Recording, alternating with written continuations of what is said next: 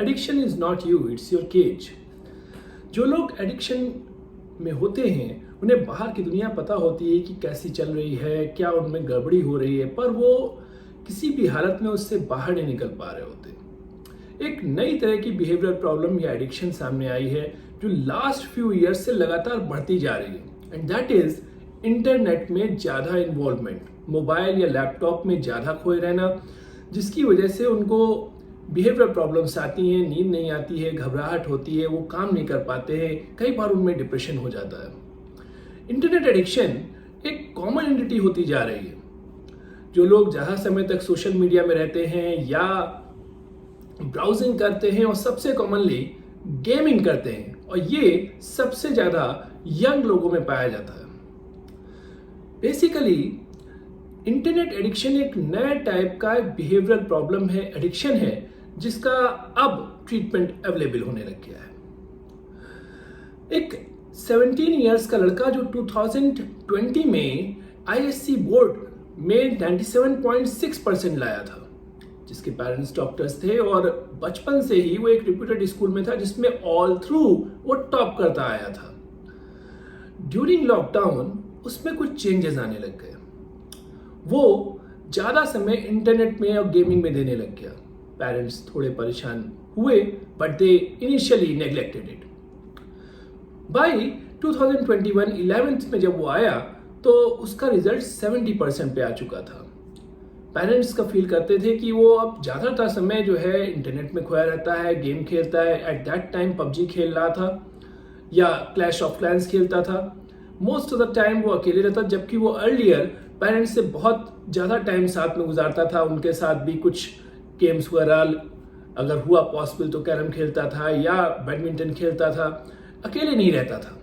But in 2021 उसने अकेला रहना शुरू करा। वो रात में जागता था, डे टाइम में किसी टाइम सो जाता था और उसकी चिड़चिड़ाहट बढ़ रही थी।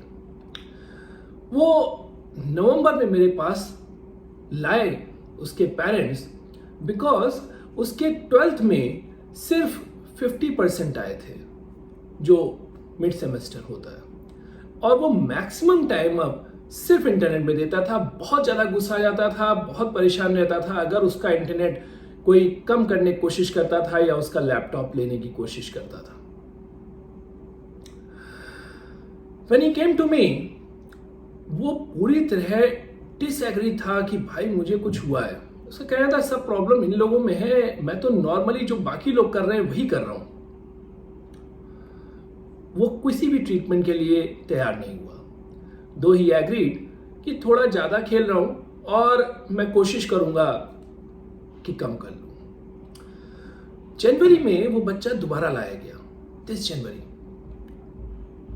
एंड द रीजन वॉज वो बच्चा इतना गुस्सा करने लग गया था कि उसने अपने फादर को मारा। एंड ही रियलाइज दैट कि मैं बहुत ज्यादा गुस्सा कर रहा हूं। ना सिर्फ वो रात रात भर जग रहा था, वो पढ़ाई बिल्कुल नहीं कर रहा था, अकेले रहता था, पेरेंट्स पे गुस्सा करने लग गया था।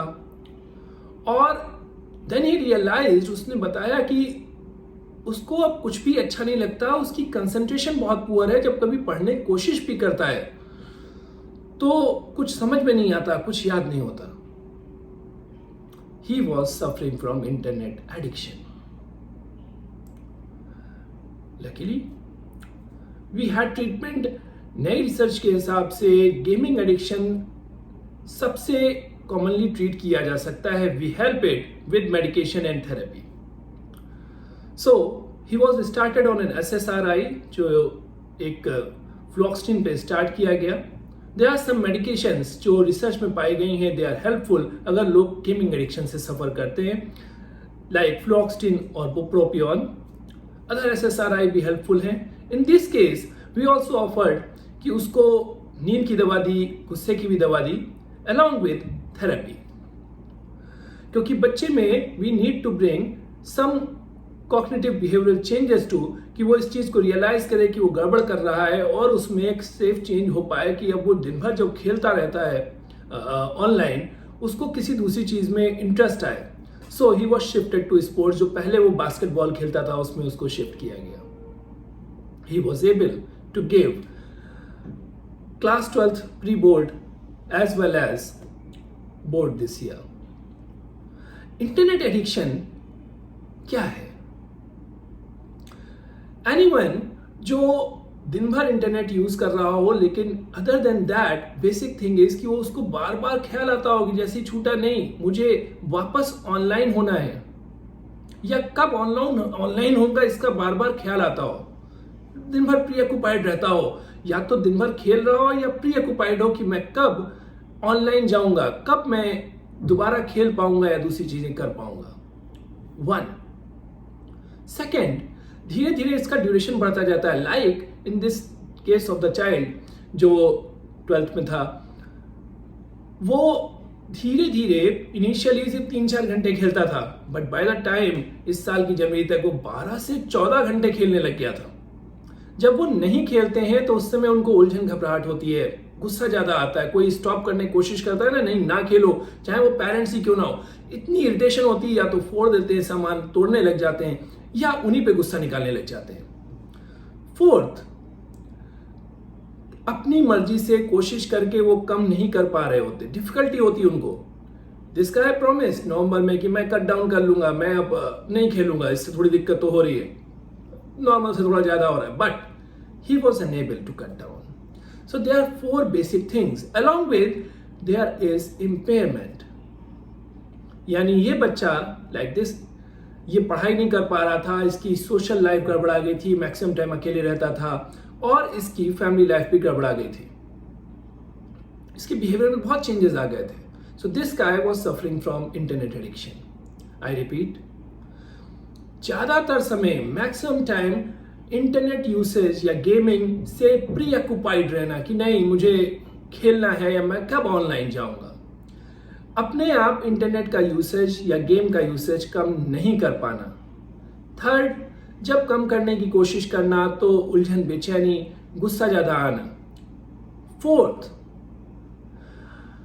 धीरे धीरे इंटरनेट का यूसेज बढ़ता जाना. इस सब के साथ इम्पेयरमेंट का होना. These all qualify for internet addiction, and luckily treatment is available.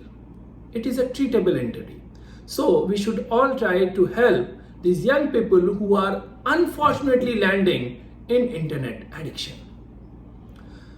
I just wish to say, internet addiction is a reality extremely common these days. Luckily it is treatable, and do take it very seriously when these gaming apps say कि they are addictive. They are definitely addictive. When they say अपना ख्याल रखिएगा और before you enter this game is addictive. Do believe in that. Thank you.